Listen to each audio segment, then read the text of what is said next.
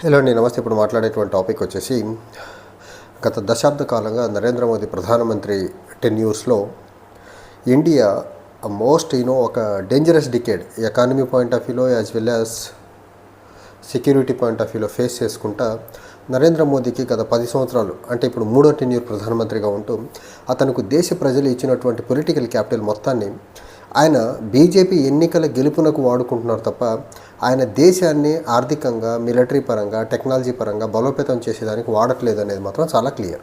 మనం చూసుకున్నట్లయితే నరేంద్ర మోదీ గారు పర్సనల్గా కూడా ఈ క్వశ్చన్ ఆయన వేసుకున్నా కానీ గత 10 సంవత్సరాల కాలంలో దేశానికి ఏం చేశా, బీజేపీ ఎన్నికల గెలుపు కోసం నేను ఏం చేశానంటే గత 10-11 సంవత్సరాల కాలంలో ఆయన బీజేపీ ఎన్నికల్లో గెలిచేదానికే టైం మొత్తాన్ని వెచ్చించారు తప్ప, ఎఫర్ట్స్ మొత్తాన్ని పెట్టారు తప్ప, దేశంలో వ్యవస్థల మొత్తాన్ని వాడారు తప్ప, దేశంలో ఉన్నటువంటి ఆర్థిక వ్యవస్థను బలోపేతం చేసేది, రక్షణ రంగాన్ని బలోపేతం చేసేదానికి, దేశాన్ని ప్రపంచంలో ఒక మేజర్ పవర్గా తీర్చిదిద్దే ప్రయత్నంలో భాగంగా ఒక్క డెసిషన్ కూడా తీసుకోవట్లేదు.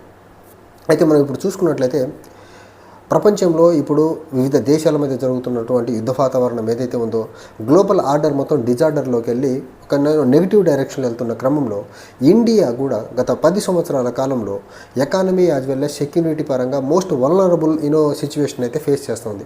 ఎకానమీ పాయింట్ ఆఫ్ వ్యూలో unemployment, inflation and Indian economy grow అవ్వాల్సిన పేస్లో గ్రో అవ్వకుండా 5%, 6% యావరేజ్న గత 10 సంవత్సరాలుగా గ్రో అవుతున్న విధానం ఒకటి.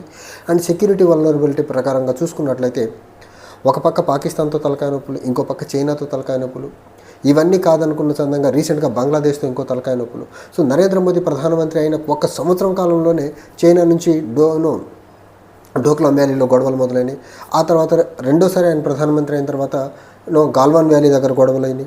అండ్ పాకిస్తాన్ దగ్గర నుంచి అయితే కంటిన్యూస్లీ ఏదో ఒక ఇంటర్వ్యూలో పాకిస్తాన్ నుంచి ఉగ్రవాద దాడులు నరేంద్ర మోదీ ప్రధానమంత్రి అయిన తర్వాత కూడా జరుగుతున్నాయి.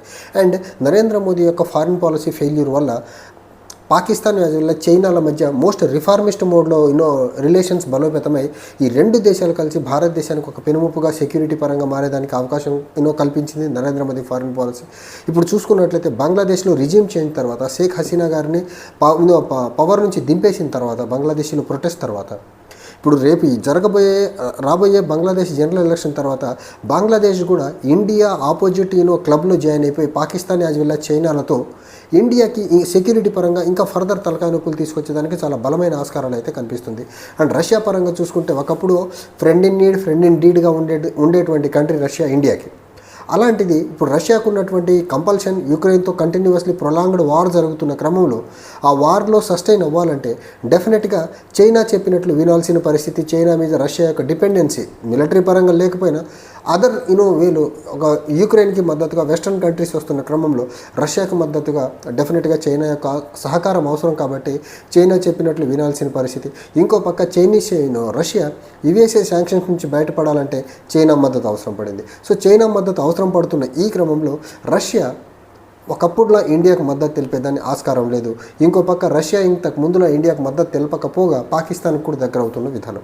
సో ఈ రకంగా చూసుకుంటే సెక్యూరిటీ పరంగా గత 10 సంవత్సరాల కాలంలో Narendra Modi foreign policy handle చేయడం వల్ల జరుగుతున్న అనర్థాలు ఇలా ఉన్నాయి. ఇంకో పక్క మనం చూసుకున్నట్లయితే రీసెంట్గా Iran as well as Israel మధ్య ఏదైతే గొడవ జరుగుతూ ఉందో, అయితే ఈ గొడవ ఎంత ఇంటెన్స్గా జరుగుతున్నా ఇరాన్ మీద దాడి చేస్తూ ఉంది, ఇరాన్ ఇజ్రాయెల్ మీద దాడి చేస్తూ ఉంది. కానీ ఇక్కడ నరేంద్ర మోదీకి అనుకూలంగా ఉండేటువంటి గోధి మీడియా ఏం చేస్తుందంటే జస్ట్ ఇరాన్ మీద ఎలా దాడి చేస్తుందో చూపిస్తుంది. కానీ ఇక్కడ ఇరాన్ ఇన్ రిటాలియేటరీ మెజర్స్గా ఇజ్రాయెల్ మీద ఎలాంటి దాడులు చేస్తుంది, ఇజ్రాయెల్లో ఎంత విధ్వంసం జరుగుతుంది అనేది చూపించకుండా ఇక్కడ కంప్లీట్గా ఇజ్రాయెల్ స్టాండ్స్ ఇండియన్ మీడియా, మరి ముఖ్యంగా గోధి మీడియా తీసుకొని ఇక్కడ ఉన్నటువంటి Islamic countries, West Asia, Middle ఈస్ట్లో ఉన్నటువంటి ఇస్లామిక్ కంట్రీస్తో మాత్రం రిఫ్ట్ని పెంచేటువంటి ప్రయత్నం ఇక్కడ ఉన్నటువంటి గోధి మీడియా చేస్తుంది.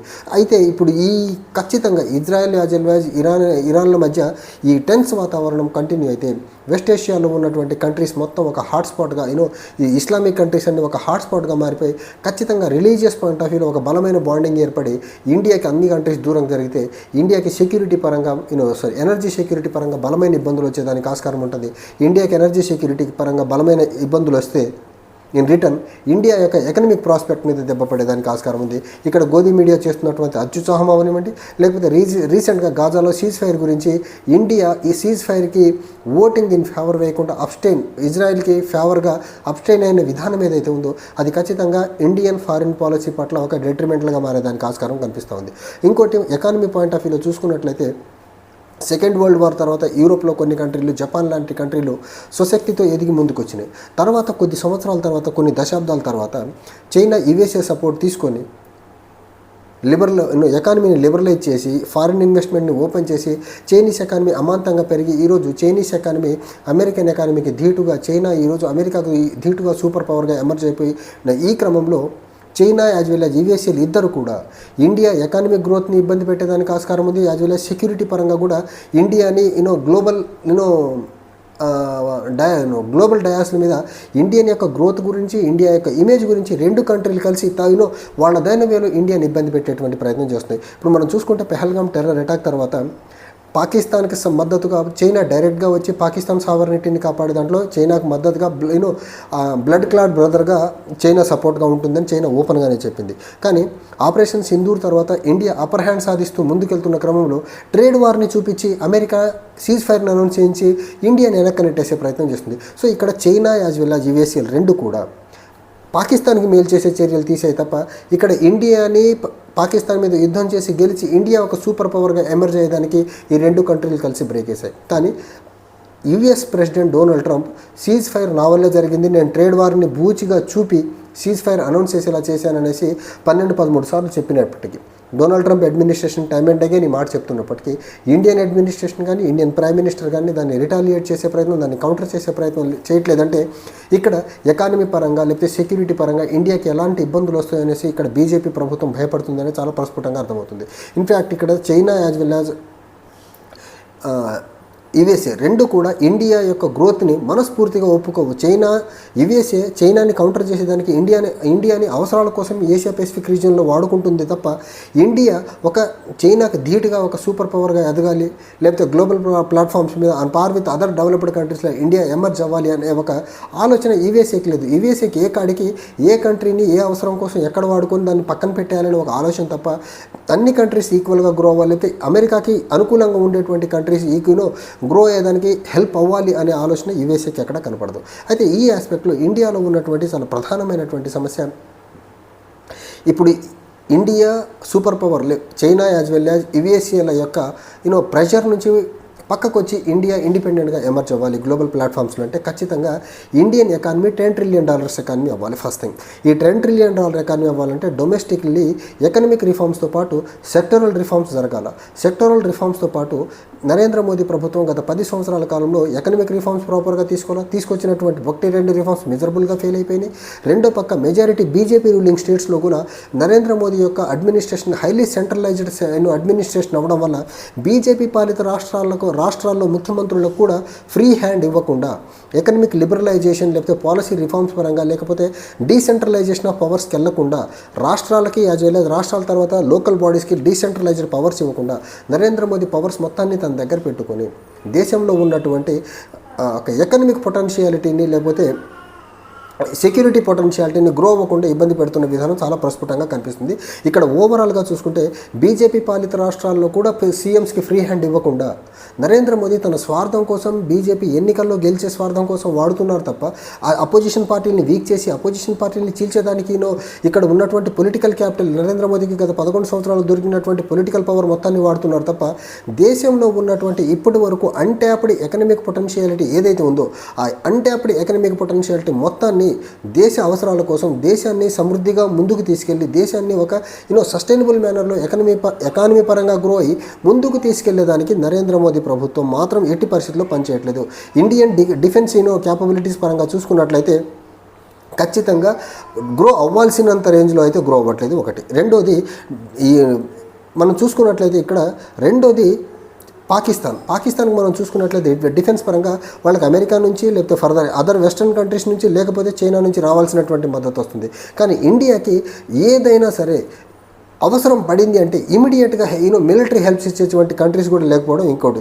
ఇక్కడ మనం చూడాల్సింది ఈ ఇండియాలో ఉన్నటువంటి ఈ ప్రాబ్లమ్స్ అన్నింటినీ ఎకానమీ పరంగా సెక్యూరిటీ పరంగా ఓవర్కమ్ అవ్వాలి అంటే ఖచ్చితంగా నరేంద్ర మోదీ ప్రభుత్వము ఫస్ట్ పొలిటికల్ కన్సెన్సస్తో ముందుకెళ్లాల్సిన ఆవశ్యకత ఎంతైనా ఉంది.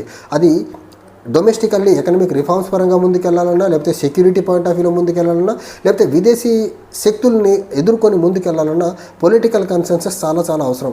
ఇక్కడ ఇండియాలో ఉన్నటువంటి నరేంద్ర మోదీ ప్రభుత్వం గత 10 సంవత్సరాల్లో చూసుకున్నట్లయితే పాలసీ పరంగా కాంగ్రెస్కి బీజేపీకి పెద్ద డిఫరెన్స్ లేదు. ఎందుకంటే మన్రేగా లాంటి స్కీమ్, ఆధార్ లాంటి స్కీమ్, డీబీటీ లాంటి స్కీమ్, లేకపోతే నేషనల్ ఫుడ్ సెక్యూరిటీ యాక్ట్ లాంటి స్కీమ్స్ అన్ని కాంగ్రెస్ తీసుకొచ్చిన స్కీమ్స్ని బీజేపీ ఇంప్లిమెంట్ చేస్తుంది.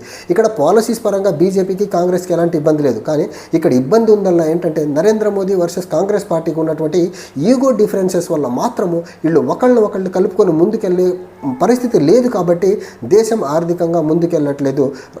దేశానికి ఎకానమీ పరంగా ముందుకెళ్లే ప్రయత్నంలో భాగంగా డిజైర్డ్ ఎకనామిక్ రిఫార్మ్స్ ఏవైతే ఉన్నాయో ఆ రిఫార్మ్స్ని ముందుకు తీసుకెళ్లే దాంట్లో మాత్రం వీళ్ళ పొలిటికల్ ఈగోస్ వల్ల మాత్రమే ఇక్కడ ఇండియాకి పెద్ద స్టంబుల్ ఒక ట్రబ్లింగ్ బ్లాక్లా అయితే ఏర్పడుతుంది. ఇంకోటి మనం ఇక్కడ చూడాల్సింది పొలిటికల్ కన్సెన్సస్ పాయింట్ ఆఫ్ వ్యూలో ఆపరేషన్ సింధూర్ తర్వాత ఎంపీల డెలిగేషన్ విదేశాలకు పంపించే ప్రయత్నంలో భాగంగా చూసుకున్నట్లయితే విదేశీ అపోజిషన్ పార్టీలకు ఎంపీలకు సంబంధించినటువంటి కొద్దిమంది ఎంపీల డెలిగేషన్లు పెట్టే ప్రయత్నం చేశారు. అండ్ కొన్ని డెలిగేషన్లు అపోజిషన్ పార్టీ ఎంపీస్ని లీడ్ చేసే అవకాశం కూడా కల్పించారు. కానీ అపోజిషన్ పార్టీల ఎంపీలని ఎవరిని పంపించాలనేది అపోజిషన్ పార్టీలకు సంబంధించినటువంటి లీడర్స్ని కన్సల్ట్ అవ్వకుండా గవర్నమెంట్ వాలంటీర్గా వాళ్ళుగా నేమ్స్ని డిసైడ్ చేసిన విధానం ఏదైతుందో దానివల్ల పొలిటికల్ కన్సెన్సెన్స్ ఇంకా దెబ్బతినేసి వీళ్ళ మధ్య ఉన్నటువంటి ఈగో చాలా క్లియర్గా బయటపడింది. సో ఇక్కడ కంట్రీ యొక్క ఇంట్రెస్ట్ ముందు పెట్టకుండా నరేంద్ర మోదీ ఈగోతో పరిపాలన చేస్తున్న విధానం ఏదైతే ఉందో ఆ ఈగోతో పరిపాలన చేస్తున్న విధానాల వల్ల గత 11 సంవత్సరాల్లో అతనికి ఈ మధ్యకాలంలో ఏ ప్రభుత్వానికి ఏ పార్టీకి రానటువంటి అవకాశం 3 సార్లు ప్రధానమంత్రి అయ్యే అవకాశం వచ్చినా ఆయనకున్నటువంటి పొలిటికల్ పవర్స్ మొత్తాన్ని దేశంలో ఉన్న వ్యవస్థను మొత్తాన్ని ఆయన ఇమేజ్ పెంచుకునేదానికి లేకపోతే బీజేపీ రాజకీయ అవసరాల కోసం వాడుతున్నారు తప్ప దేశం యొక్క ఆర్థికంగా బలోపేతమయ్యేదానికి, మిలిటరీ పరంగా బలోపేతమయ్యేదానికి, లేకపోతే ప్రపంచంలో దేశాన్ని ఒక అగ్రగామి దేశంగా నిలబడేదానికి వాడట్లేదు అనే దానికి వన్ మోర్ ఎగ్జాంపుల్ ఏంటంటే పెహల్గాం టెర్రర్ అటాక్ తర్వాత ప్రపంచంలో ఏ ఒక్క దేశం కూడా ముందుకొచ్చి భారతదేశానికి సపోర్ట్గా నిలవని విధానం. నిజంగా నరేంద్ర మోదీ పాలసీస్ ఇక్కడ డొమెస్టికల్లీ కన్సెన్సస్తో ముందుకెళ్లే విధానం ఏర్పడి ఉంటే అట్లీస్ట్ ప్రపంచ దేశాల నుంచి మద్దతు రాకపోయినా ఇండియాలో ఉన్నటువంటి పొలిటికల్ పార్టీస్ అన్నిటి నుంచి కూడా ఒక కామన్గా ఒక వాయిస్ వచ్చి పాకిస్తాన్ మీద ఒత్తిడి పెరిగేదానికి ఆస్కారం ఉండేది. కానీ నరేంద్ర మోదీ ఎప్పుడు గత 11 సంవత్సరాల కాలంలో అపోజిషన్తో మనస్ఫూర్తిగా కన్సెన్సస్తో ముందుకెళ్లిన దాఖలాలే లేవు. ఒంటెత్తి పోకడలతో బీజేపీ రాజకీయ అవసరాల కోసం లేకపోతే నరేంద్ర మోదీ యొక్క పర్సనల్ ఇమేజ్ కోసం వాడుకుంటున్నారు తప్ప వచ్చినటువంటి అవకాశాన్ని దేశహితం కోసం వాడట్లేదు అనేది మాత్రం చాలా క్లియర్. కానీ ఇప్పుడు జరుగుతున్న పరిణామాలు చూస్తున్నట్లయితే ఇరాన్, ఇజ్రాయెల్ అవనివ్వండి, యుక్రెయిన్, రష్యా అవనివ్వండి, లేకపోతే ఇండియా మీద పాకిస్తాన్ నుంచి జరుగుతున్నటువంటి క్రాస్ బోర్డర్ టెర్రరిజం అవనివ్వండి, లేకపోతే ఇండియా ఎదుగుదలకి America as well as China ఇండైరెక్ట్గా ప్లే చేస్తున్న రోల్ అవనివ్వండి, లేకపోతే పక్కనే ఉన్నటువంటి చిన్నపాటి దేశం బంగ్లాదేశీను ఇండియాకి అగనెస్ట్గా కదుపుతున్న పావులు అవనివ్వండి, ఇవన్నీ నరేంద్ర మోదీ డొమెస్టికల్లీ అతనికి దొరికినటువంటి పొలిటికల్ ఆపర్చునిటీని రైట్ వేలో ఎకానమిక్ గ్రోత్కి ఉంటే ఇప్పుడు గ్రో అవుతున్నటువంటి ఎకనామిక్ గ్రోత్ రేట్ ఏదైతే 5 to 6% ఉందో దాన్ని 8 నుంచి 9% యావరేజ్ గ్రోత్ రేట్కి గత 10 సంవత్సరాల కాలంలో తీసుకెళ్ళి ఉంటే by this time Indian economy would have at least $6 to $7 trillion ఉండేది. ఇంకొక 5 నుంచి 10 సంవత్సరాల కాలంలో $10 trillion ఎకానమీ అయ్యేది. $10 trillion ఎకానమీ కానీ ఇండియన్ ఎకానమీ అయిన రోజు చైనా కానీ యుఎస్ఏ కానీ ఫర్ దట్ మ్యాటర్ ప్రపంచంలో ఏ అదర్ కంట్రీ కానివ్వండి ఇండియాని ఇగ్నోర్ చేసి ముందుకెళ్లేదానికి ఆస్కారం లేదు. ఈరోజు చైనాని majority of the countries ignore చేయలేకపోయేదానికి కారణం ఏంటంటే ఎకనామిక్ రిఫార్మ్స్ తర్వాత చైనా గ్రో అయ్యి ఈరోజు సెకండ్ మోస్ట్ లార్జెస్ట్ ఎకానమీగా ఎమర్జ్ అయిన విధానం ఏదైతే ఉందో సో ఈరోజు ఎకనామిక్ పవర్ని బేస్ చేసుకునే మిగతా కంట్రీలు ఆ దేశంతో సఖ్యత నయానో భయానో మెయింటైన్ చేస్తున్నాయి. సో ఇండియాతో కూడా మెజారిటీ కంట్రీస్ సఖ్యతతో కూడుకున్న రిలేషన్స్ మెయింటైన్ చేయాలి. అండ్ ఇండియా యొక్క గ్లోబల్ స్టేచర్ పెరగాలి అంటే ఇప్పటికన్నా నరేంద్ర మోదీ తన రాజకీయ స్వార్థాన్ని స్వలాభాన్ని పక్కన పెట్టి ఈ ఉన్న 4 years ఈ 10 yearలో ఉన్నటువంటి 4 yearsని దేశ అవసరాల కోసం దేశంలో రిఫార్మ్స్ కోసం వాడితే బాగుంటుంది. Thank you.